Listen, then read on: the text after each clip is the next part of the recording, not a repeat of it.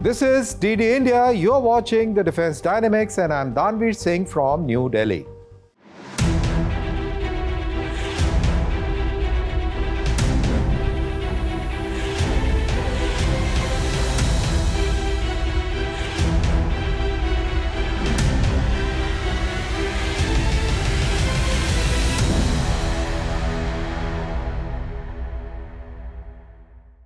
This week, we are tracking high-stakes milestones from billion-dollar defense deals to game-changing technological breakthroughs. And it's not just about building might, it's about building mastery. India is fortifying its maritime edge, rewriting aerospace capabilities, and sharpening strategic oversight. But that's not all. DRDO's Scramjet success marks a new era in hypersonic research, and a new advisory tightens media protocols on sensitive defense matters, while the Indian Navy warships proved their precision with live missile strikes. So let's start with the Rafale Marine deal and what it means for India's blue water ambitions. But first, a roundup of key global defense headlines. France has extended its nuclear umbrella protection to allied forces amid growing security concerns. Nuclear-capable Rafale jets are currently conducting joint exercises with NATO air forces across Europe.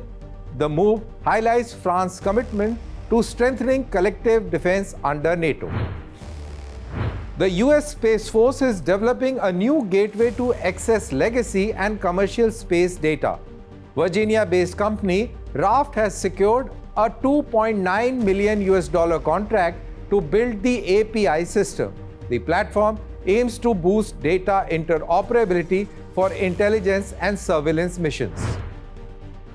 The Netherlands is fast-tracking 17 defense procurement programs across land, sea, and air domains. The key projects include acquiring new combat vehicles and replacing aging bridge systems. Deliveries are set to start by year 2027 to bolster military readiness. The US Army is seeking commercially available FPV drones for upcoming demonstrations. The disposable UAVs will support ISR missions, strike operations, and electronic warfare roles. The program remains under a media blackout as evaluations continue. India and France have signed a landmark inter-governmental agreement for acquisition of 26 Rafale Marine fighter jets for the Indian Navy. The agreement was formalized on April 28 of 2025 at Naval Headquarters in New Delhi. Indian and French Defense Minister Mr. Rajnath Singh and Sébastien Lecornu signed the deal in presence of Defense Secretary Rajesh Kumar Singh.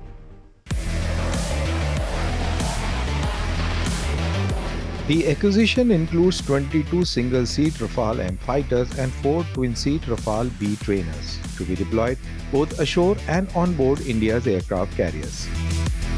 The comprehensive package comprises onboard mission simulators, weapon systems, ground support equipment, spares, and performance-based logistic supports. The deal also encompasses additional India-specific upgrades and support equipment for Indian Air Force's existing fleet of 36 Rafale F-3R fighters. Acquired under separate contract, deliveries of Rafale M are expected to begin by 2028 and full induction by 2030. The Rafale Marine, developed by Dassault Aviation, is a 4.5 generation carrier-capable twin-engine delta-wing fighter jet equipped with an active electronically scanned array radar or the ASA radar with advanced electronic warfare suite and beyond visual range combat capabilities. It is capable of operations from short takeoff but arrested recovery carriers. A critical requirement for the deployment on INS Vikrant and INS Vikramaditya. 4 of the 26 aircraft will be twin-seat trainer variant and will operate from shore bases given the absence of carrier-compatible twin-seat configuration. The remaining 22 Rafale Ms will operate from flight deck of INS Vikrant with minor airframe modifications, including wingtip fold mechanism to accommodate the lift constraints. The weapons package is expected to include Meteor BVR air-to-air missile, Mica short-range missile, Scalp long-range cruise missiles, and AM-39 Exocet anti-ship missiles.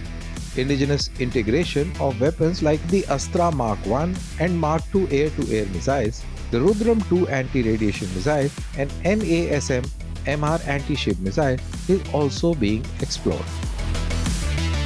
The contract entails significant transfer of technology, including indigenous assembly of Rafale fuselage components and establishment of maintenance, repair and overall facilities for engines, sensors, avionics and weapons in India. This aligns with Aatmanirbhar Bharat initiative fostering indigenous defense capabilities and boosting the domestic aerospace ecosystem, particularly the MSMEs. The Indian Navy has long sought to augment its carrier-borne air wing due to persistent serviceability and reliability issues with Russian-origin M29K fleet. The acquisition fills a critical compatibility gap. India works on developing the twin-engine deck-based fighter or TEDBF and indigenous fifth-generation carrier-based fighter currently under the design phase. India is now the only nation outside France to operate both land-based and carrier-borne variants of Rafale platforms, reinforcing joint force interoperability and logistic commonality between the Indian Navy and the Indian Air Force. This procurement represents a major leap in maritime air power and underscores the growing strategic partnership between New Delhi and Paris in Indo-Pacific security architecture.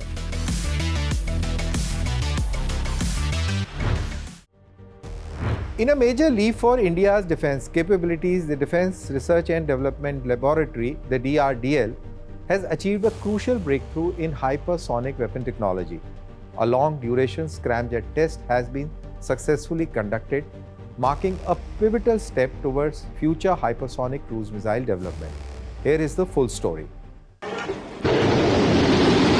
A landmark achievement, the Hyderabad-based Defense Research and Development Laboratory of DRDO has successfully completed a long-duration ground test of an active cooled scramjet subscale combustor.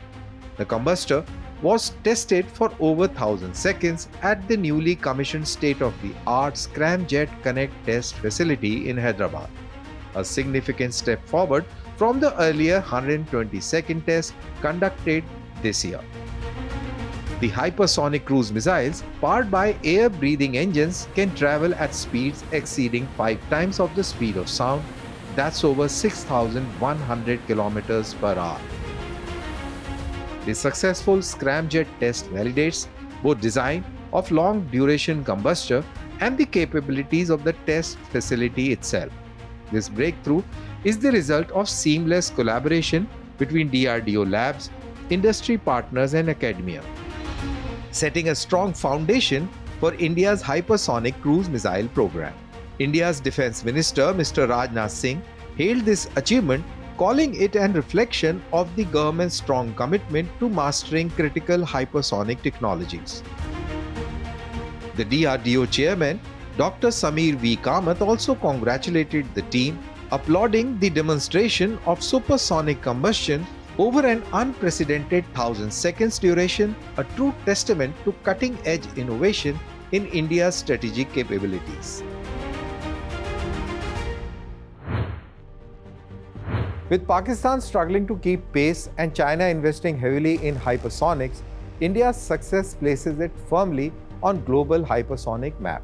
The test not only strengthens India's missile capabilities, it also sends a strong strategic signal to both Islamabad and Beijing.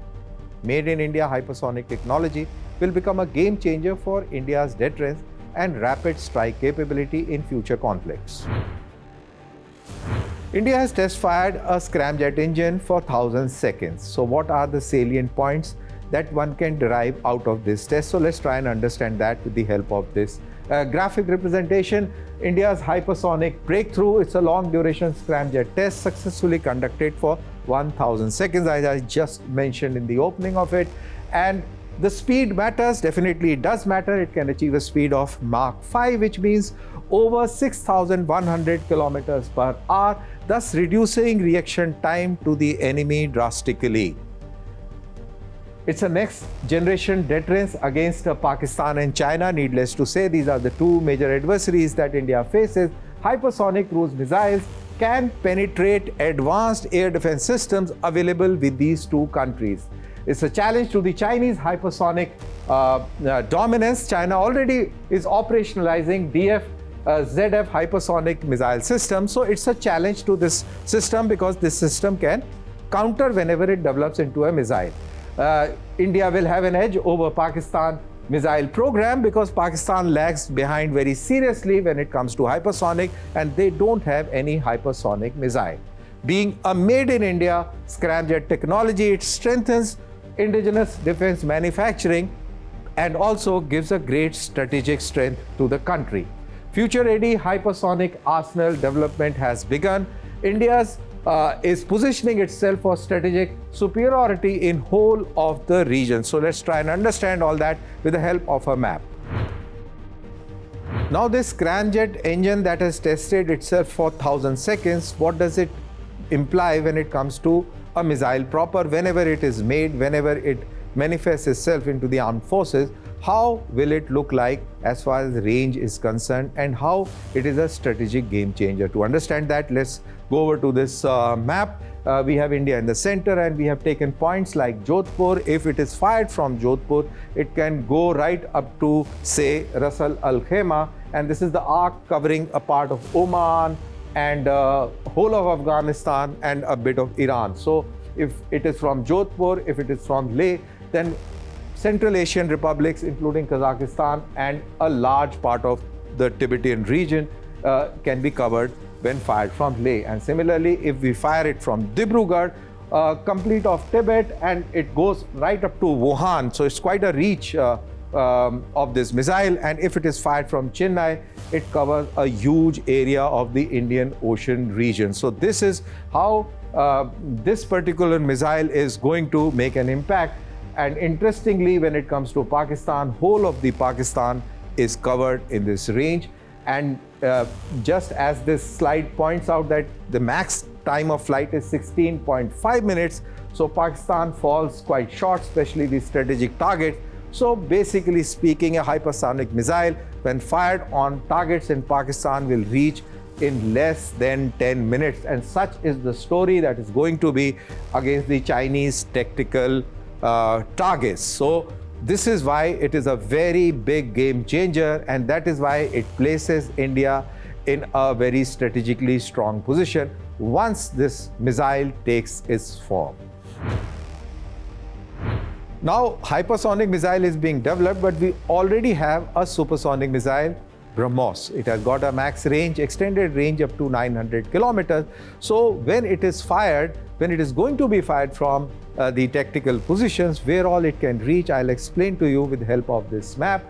This is India, and 900 kilometers when it comes to our adversary in the west looks like this. So basically the supersonic missile BrahMos can cover all this area, that is area between the international boundary and the river Indus. So all the targets can be covered very easily. And such is the case with the Chinese as well.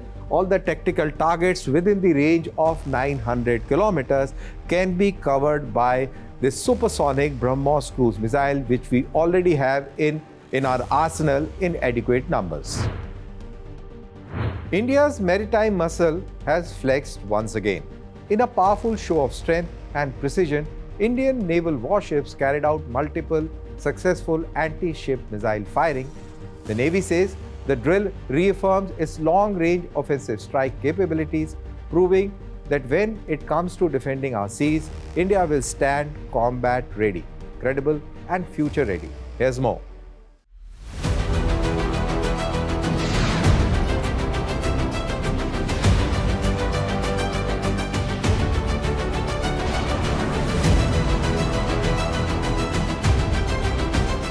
Demonstrating power, precision and preparedness, the Indian Navy warships have successfully conducted multi-anti-ship missile firings in a major operational validation exercise.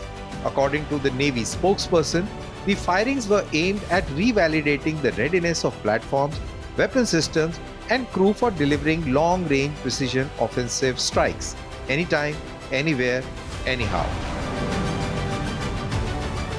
This demonstration of maritime firepower reaffirms the Indian Navy's operational edge highlighting its ability to swiftly engage enemy surface targets deep into the seas. At a time when regional security dynamics continue to evolve, the Navy's successful validation underscores India's commitment to safeguarding its maritime interests against any threat, be it near, far, or unforeseen. Standing tall with the mantra of being combat ready, credible, and future ready, the Indian Navy sends a clear message: the oceans are secure under the tricolor.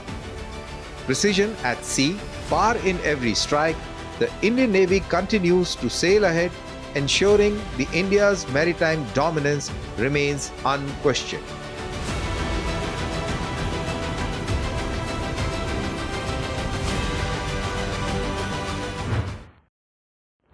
In a significant move aimed at safeguarding national security, the Ministry of Information and Broadcasting has issued a strong advisory to all media outlets, news agencies, and even social media users. The directive: no live coverage of military operations or movements.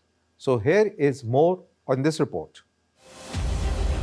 The Ministry of Information and Broadcasting on Saturday last issued a stern advisory urging the media to exercise utmost caution with reporting on matters of national security.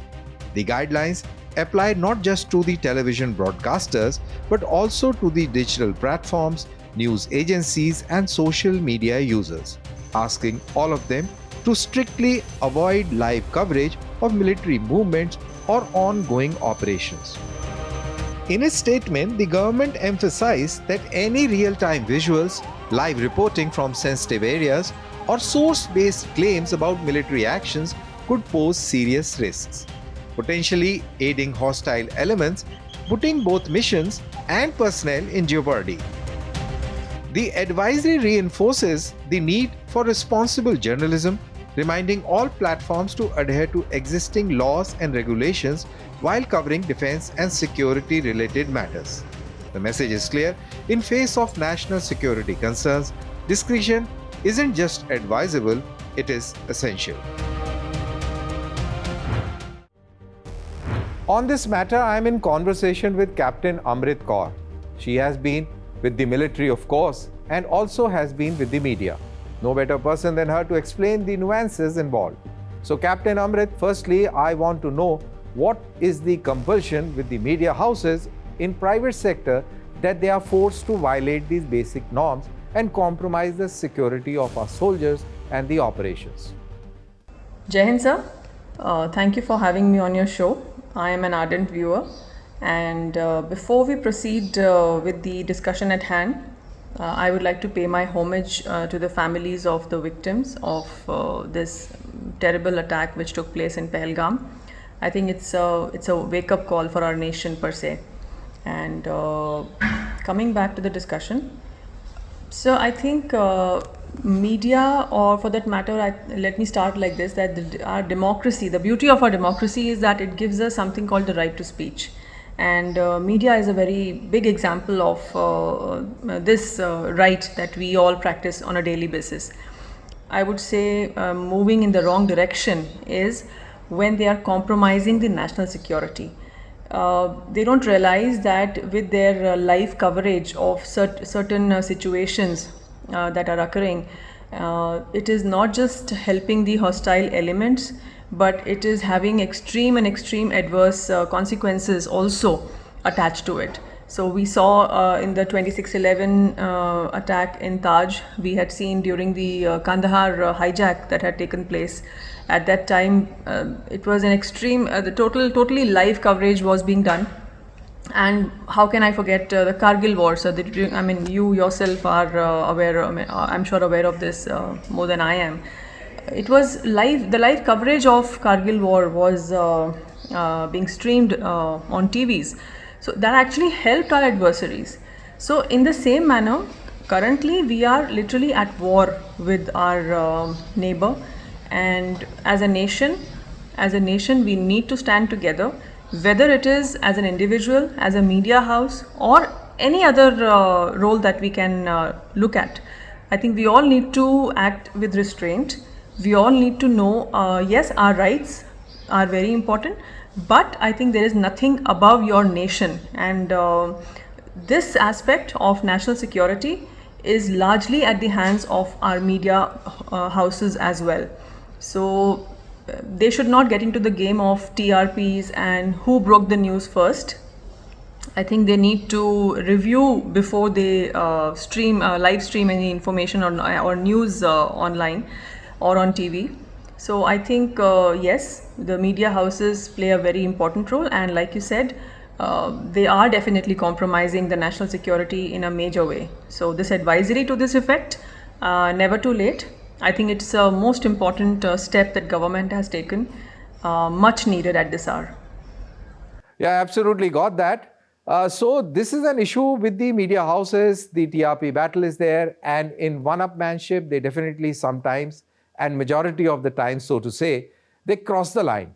And now with the social media also into play, a lot of people are self-reporting on Facebook, Instagram, and things like that.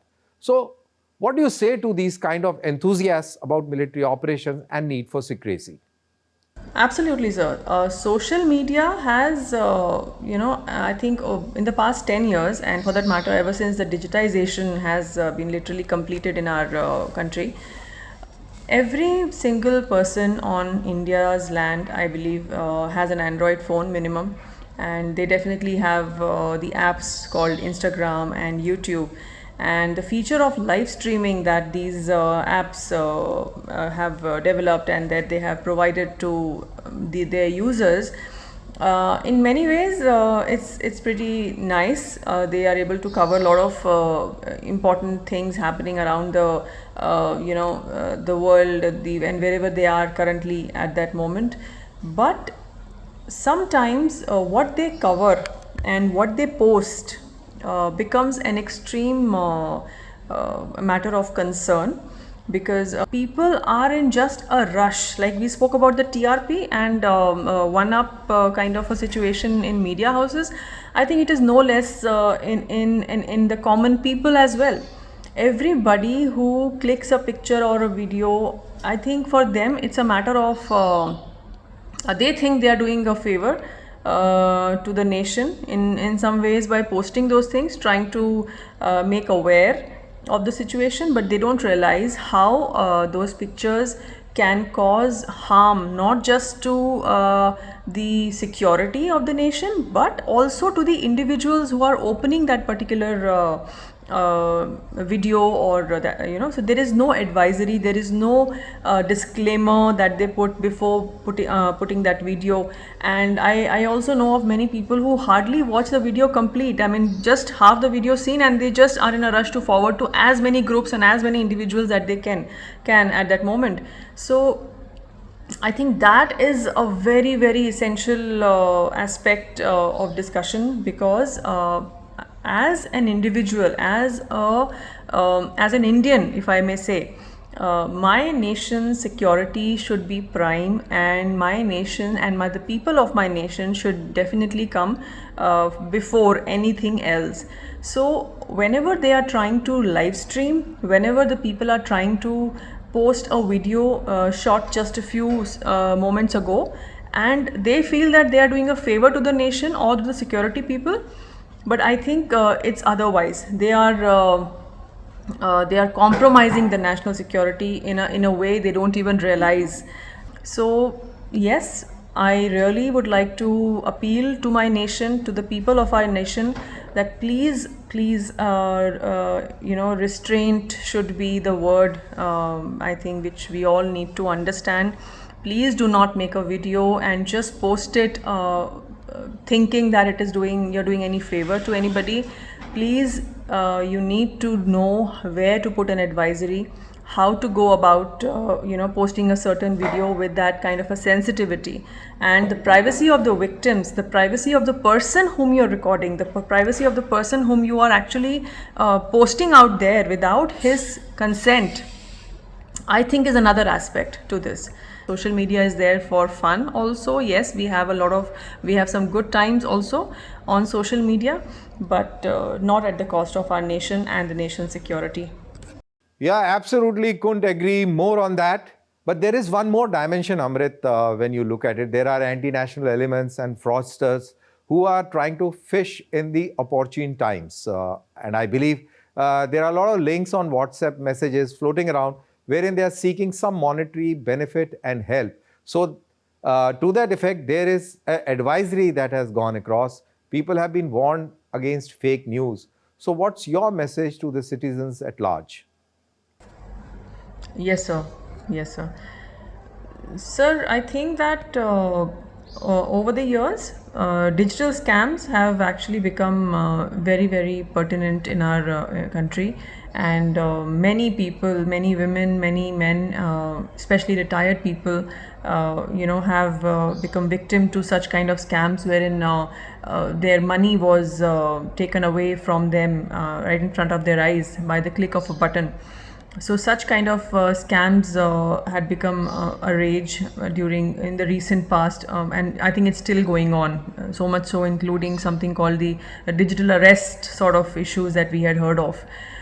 Coming to this particular news, I read about this news, sir, and I think modernization of our country is the responsibility of our government, and I think they are quite capable of doing so, and they have been doing it over the years. We have seen the kind of modernization that has taken place in our in the defense, particularly defense sector. With this kind of news coming, some kind of a terrorist attack and all, our country is very sensitive. People are very emotional. So whenever it comes to such kind of a news, I think people want to do their best. They want to give their best, that they can to their soldiers, because they are very sentimental, like I said. And this is what is being taken as, is being used by these scammers on the digital platform. Thank you, Captain Amrit Kaur. Thanks for joining and giving a perspective. With this, we come to the end of this episode. See you next week with new stories and their analysis. Thanks for watching, and do post your comments on social media with #DD with Danveer. Goodbye and take care.